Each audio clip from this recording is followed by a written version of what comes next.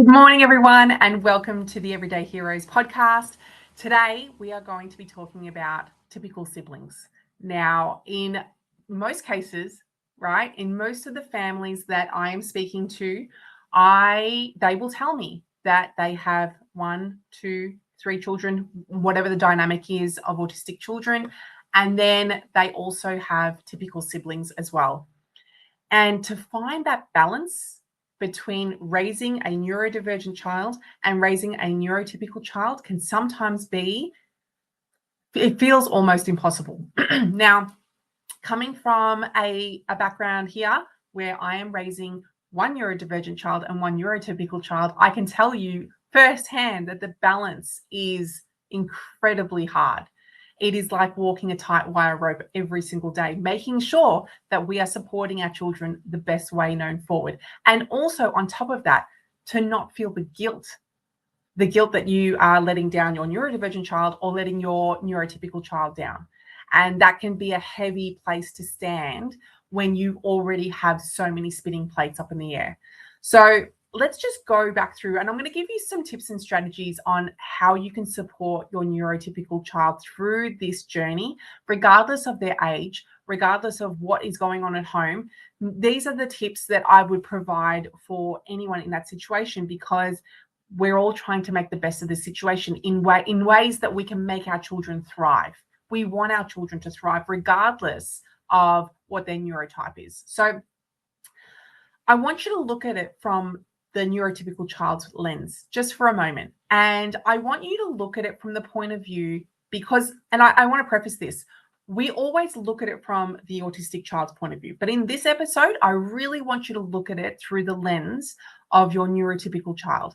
And so you might be at a birthday party, right? Let's say you're at a family birthday party. Both of your children are there, neurotypical, neurodivergent. And let's say your neurodivergent child is becoming dysregulated.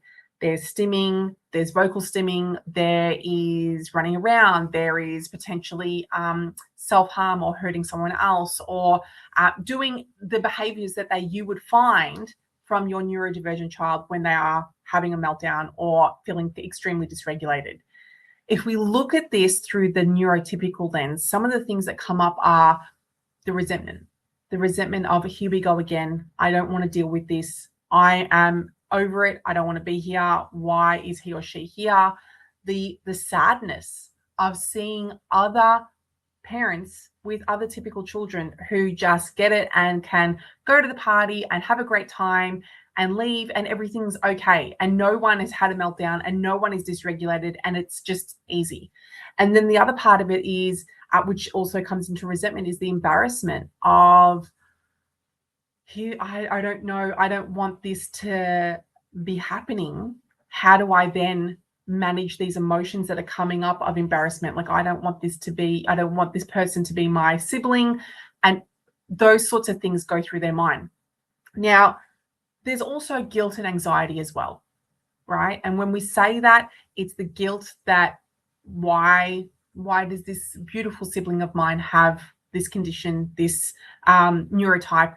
Why does this have to be the way it is? Or then the anxiety of going to a birthday party, but from the point of view of, I'm really nervous that Bobby is going to become dysregulated. And then what do? We have to like rush out and leave. So those are some of the things that come up a lot in my coaching sessions when we are talking about neurotypical children. And it's a really difficult one, because as parents, our focus goes to the child who needs it most. And in most cases, that is our neurodivergent child. And in most cases, that is our ability to be able to show up to them, to give them the therapy that they need, to hold more compassion for them, to hold more space and more patience for them. But when it comes to our neurotypical child, it becomes a space of, you should know better. Why is this taking you so much longer to learn? Come on, we expect more as parents. And then this can be just so soul destroying for our neurotypical children. So I'm going to go through some things that have come up in the coaching sessions that I want to share with you that I think is going to be really beneficial for your family so that you can navigate this journey. So first of all, being really open about the differences. Now, I can safely say to you that when my angel boy was diagnosed, no one used the word autism in front of our children. It was a taboo topic. It was something that was not to be discussed. It was, this whole idea that he was going to grow out of it and we were going to just suddenly magically just be a neurotypical family. And so once I launched my business, I also had been leading up to, being very open with my son's neurotype to my neurotypical daughter and making sure that she was aware of what that meant. What does it look like to be autistic? How do people present? Why is it different? Why is it, that not, the whole saying, right? You're going to meet one autistic child, you're going to meet one autistic child. So making it so that they understand what it is and that there is no taboo, there is no shame, there is no worry or concern about it. And this is really important to have discussions so that she understands what is going on and why we do the things that we do for him versus her. Big one. Listen. And when I say listen, I don't mean like keep doing the cooking while you're listening. I want you to stop everything and really be present. Be present, look in their eyes, really understand and hear what they are trying to explain to you, right? Because it can feel like you've got a million things to do. Lord knows, I will put my hand up and say, oh, I know that feeling all too well. The list of things is enormous, but if you don't give your child that space and that time to talk and give yourself to be able to co-regulate with them, they will look at you as a place that they cannot confide in. They will look at you as a space of, mum doesn't listen, she doesn't have time for me, I am, insert whatever story it is that you've got, and then the conversations will become less frequent. The conversations will not be as heavy because they're like, well, what's the point in sharing? And I don't want that for your family or for your typical child, because it's important to have a space where we can talk about those emotions that come up. And often there's tears, there's anger, there is crying, there's so much going on, but you need to sit in that with them. You need to be able to co-regulate with them so that they feel like they are seen and heard. Acknowledge their feelings. This is a big one, because you know why it's a big one? Because it's not just saying, oh, Betty, I understand what's going on. Yeah. It's acknowledging their feelings even when you're triggered. And I will say it again for the people in the back. Acknowledge their feelings even when you're triggered. Because I can guarantee you I will bet you a coffee, right? That you will be triggered by what they say. You will be triggered by what comes up, how they say it, what they say, what they're insinuating, but they're coming from a place of hurt. They're coming from a place of not being able to understand. They're coming from a place of, why is this so unfair? This is not an even thing. And they're so used to having an environment where everything is even. You look at school. School is a perfect example. Okay, we're doing writing. Everybody's doing writing. We're doing reading. Everybody is doing reading. It's not that everybody's doing reading except for Jenny, who's going to go outside and play. It doesn't look like that. So when there is inequality at home, it feels so far out of their comfort zone that that's what causes so much of what's coming up inside of them. And I want you to listen to that, because the next time that they are talking to you, the next time that they are crying to you, screaming at you, whatever's coming up, I want you to recognize that when you get triggered, what happens to you? Do you fire back with more fire? Do you recognize it within yourself and go, ooh, that was a touchy point. Okay, mental note, need to work on that. Need to figure out, how do I heal from what was being said? So make that one of your missions, to recognize what's happening so that you can be a better co-regulator for your typical child. Provide age-appropriate information. This is a big one. And there are so many resources now. There are so many resources, whether it comes from books, podcasts, TV shows, YouTube clips. There are so many things that discuss what is going on and how it can be beneficial for the neurotypical child in the family. What does autism look like? How can we better support our children? What do they need in order to show up better?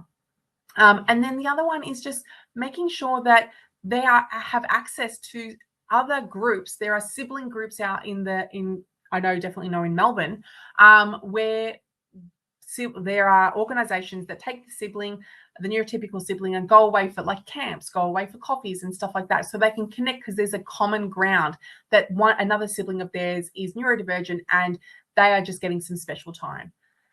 So there's definitely access for them to feel like they are seen and heard outside of the family unit. Foster empathy and inclusion. This is a big one because, again, we put so much of our empathy and inclusion on our neurodivergent child. We are constantly advocating for them. There's a need for feeling like they need to have their voice heard, especially because their voice isn't heard. We need to be the voice for that. But when it comes to our neurotypical child, we often think, well, they've got a voice. They can use it. They can share what's going on in their world. They can share what's going on. But sometimes you might have a child who is explosive, right? Who is sharing what's going on, who is, getting what they need out through, yelling and screaming and crying and demanding and all of those things. But on the flip side of that, you might have a child who is shy and introverted and doesn't want to cause waves and knows and can see that you are under stress and won't want to rock the boat. So will feel like, I'm not going to say anything. I'm going to stay in my corner. I'm going to stay in my lane. And you know what? We'll manage. And so it's a learnt behavior. It's a behavior where if I don't rock the boat, everything's going to be okay. And there are plenty of children in our families, right? Any families. I've spoken to a number of different families who have children like this, who feel like they are too scared to say anything for fear of upsetting mum, upsetting dad, causing more dysregulation within the family unit. So therefore, it's just easier to stay silent. And we really want to make sure that we are taking care of everyone, regardless of which end they are presenting at. Creating time and space for parents to connect with their child, right? So I have a thing with my daughter that once a month we organize a mummy and me date, and usually we'll go shopping, or we'll go to the movies, or we'll go and do something fun together. And it's me and her time. It means that there is no distractions. I am going to be present with her. We're going to go out. We're going to grab lunch. We're going to grab a coffee. We'll probably get a sweet treat. We'll do some shopping. We'll really go out of our way to make sure that mum and daughter time is really spot on. And someone said to me on the podcast, and they said that there's nothing like mum time. Like, we love dads, but the connection with mum is so strong, because mum's usually the primary caregiver of your autistic child, that mum's usually pulled in 3,000 different directions and doesn't have the time to spend with the neurotypical child. So carving it out in your diary and making it to the point where, cool, family, just know that I'm going out with Brianna on the Sunday, and we're going to go out for like 4 hours. So don't expect us home. Don't expect us to be around. We're going to be traveling. We're going to be shopping. And we want that space to make them feel so valued, so special. And I think if I look back at my own childhood, my mum and I went on so many outings like that, where we would go shopping. One of the things that they don't do anymore, which I really wish that they would bring back, was there was a cafe in David Jones that used to serve scones with honey, with jam and cream. And it was one of my fondest memories, right? I loved spending that time with her and being able to just chat and be together. And this is what I want for my daughter, is to be able to spend that time, because that's what they remember. they're going to remember the times that you made them feel special. They will, I'm not saying they will forget all the bad times, but they will more likely remember the good stuff and how you made them feel versus all of the dysregulation, all of the co-regulation and what was coming up. So keep that in mind when you're planning your diary for the next month, is to carve out time on something that you can do together. And even like I've often gotten to my daughter to say, let's brainstorm together. What does that look like? What does mummy and daughter dates look like for you? And really, because what you want might be very different to what she wants. And so getting her to write a list and being like, great, let's go, we can go do this. The other thing I would like to add to that is, in terms of their designated time, is find their love language. And this is a really big one. Finding their love language is super important because it allows you to show up for them the way that they need. Right. So I am sure that my daughter's love language is gifts. But you might have someone, your child might be touch. It might be words of affirmation. It might be acts of service. So there's so many things. Find out, and I'm pretty sure that you can do a child quiz, and you can find out what your child's love language is, and then really play into that. So whatever that is, make sure that you're showing up for that in a way that makes sense to them in their world. Encourage peer support. This is huge, huge, huge, huge.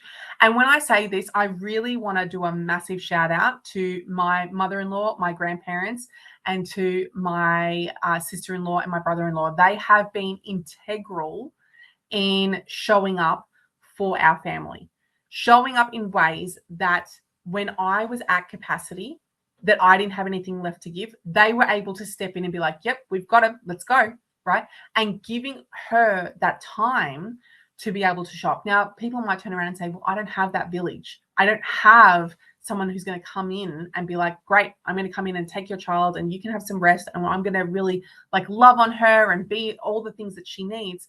I would then say, cool, have you got a close girlfriend that can do the same sort of thing? It doesn't have to be a relative. Just someone that they trust, that they know, that they love and care for, that person can show them some love, right? It doesn't have to be every week. It doesn't even have to be every month, right? But it needs to be a space where they can show up and go, we're going to go out and we're going to have the best time. We're going to go wherever, right?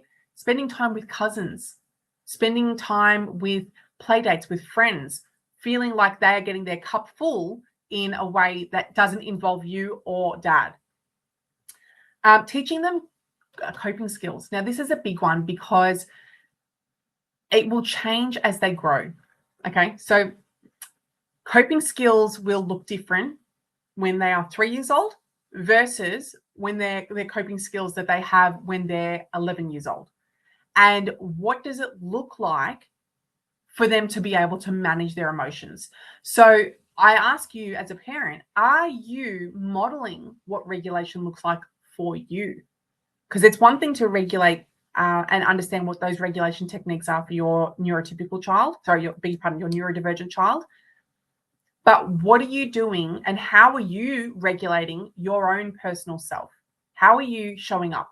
What do you need to get done in the week that's going to make you feel good so that you can pour your cup full, so that you can go out and support your children, support your family, support what needs to happen in order for your children to thrive. So by modeling that, you're showing to them it's okay to go and do X, Y, and Z because this is going to fill my cup, right? So for me, and I've often said this on the podcast a million times, so for me, it's going for a bath. That is my regulation time. It's for me to be able to just chill out, reconnect, stop, pause, have a moment and be able to then go, okay, cool, I've gotten out of the bath, I'm feeling good, I know I'm going to get a great night's sleep tonight, let's go. And so it's just making sure that we're ticking those boxes so that they know what regulation looks like for them. And you might even explore that with them. What makes you feel better after you've gotten really upset? What would make you feel better? Is it a bath? Is it to go watch a movie? Is it to go and eat something? Is it to go and take a walk? Like, what is it that makes you feel good so that we know as parents that we've got it in our back pocket that we can keep going? And this is another big one, is celebrating their role. Okay. Now, I have often said, and I've said it in front of her, and I've told her that my daughter is my son's biggest teacher. She was sent to us for a very, very specific reason. And he learns from her in a way that I could never, ever teach, that no teacher, no therapist would be able to step in place of. She has a connection with him that is like nothing else I've ever seen. And you will find that because there's, first of all, because obviously they're very close in age, but also you will find that with siblings, that children just get one another. Okay. And it's important to understand and validate that they are so good, like shine on their strengths, shine on what needs to happen and why it's so important for them to be in this family. Right. And it doesn't always necessarily need to be linked back to your neurodivergent child. But I know for my daughter, that praise, that sort of praise that comes from me to say that she is doing an amazing job, it fills her cup. It makes her feel good to know that I am important. I am valued. I know what I'm doing. I'm very good at this. And that also adds to their ability to be able to show up in the family. Seek professional help when needed. And this is a really big one. If you feel like your neurotypical child is going through things that are outside of your scope as a parent, there is no harm in reaching out to a counselor, to a psychologist, to a coach, to anybody to be able to support them. And so that they can go in and get the support that they need. Because if they're not getting that, because they might not feel comfortable talking to you as a parent. They might not be comfortable talking even to a relative about what's going on. So sometimes it's easier to be, 2 steps away from the family, to be able to chat to someone who has no direct relationship with the family, to be able to share that information. So if that is something that needs to happen, absolutely grab it with both hands and also offer it, right? Don't wait for them to ask. Offer it to them and say, is this something that you would want? And if it is, let's make it happen. And so you're not saying to them, oh, I'm going to wait for them to ask me to go see a psych before I even offer it on the table, because they might not even know that that's an option. They might be too young to even understand what a psychologist is. So making sure that they have the resources available to them to make them feel like they are seen and heard is super important. Oh, this is the last one, but this is a big one. And parents, I know that this is going to hit home. Please do not ask your neurotypical child or children to step up to the plate for things that you as a parent should be doing. I know it hurts. I know it stings. And I know that there are some parents that are going to listen to this and go, oh, I don't have any other option and this is how it's going to roll. I get it. But you are making your child grow up way faster than they need to be. You are putting a lot of pressure on your child than there needs to be. And there'll be resentment, not so much towards your autistic child, but more towards the parent. So if we can outsource whatever you need to outsource, get people to volunteer time if they need to, whatever needs to happen, but you can't expect your neurotypical child to step up to the plate and be the parent that you need to be when you're at full capacity. When you're at full capacity, you need to bring other adults into the picture to be able to manage what's going on, whether that is family, friends, therapists, whatever it looks like, but it can't be put on the shoulders of a neurotypical child. And I know that is triggering for some parents, and it's a lot. It is absolutely a lot, but they're a child as well, and they deserve to have the childhood that I know that you want them to have. So they're the main points that I wanted to cover today in terms of really supporting your neurotypical child, why it's so important, why you can do the things that you can do to really support their growth and their involvement in the family. And seeing it from the point of view of a neurotypical child versus seeing it from the neurodivergent child, because we all know, we live and breathe what it looks like to feel it from the neurodivergent child. But often our neurotypical children get put to the side because they are able to manage their emotions better.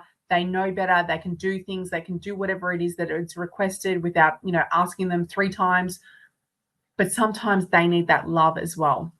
Now, if you haven't already, please jump onto the wait list for the membership that is coming up right now. The Scene Collective is being announced. If you are looking to speak to more experts, if you are looking to get more resources on raising your autistic child and how you can better support them, please, please, please join the waitlist, because only a very select few will be coming through at a very decreased price, and we'll be going through a few things and then it'll be released to the public. I hope you guys have an amazing week. I know you've got a lot on your plate. I know it's nearing the end of term 1, but I know that we can keep going and that there is still so much more information to be had. I will talk to you soon. Until then, have an amazing day. I'll talk to you later. Bye.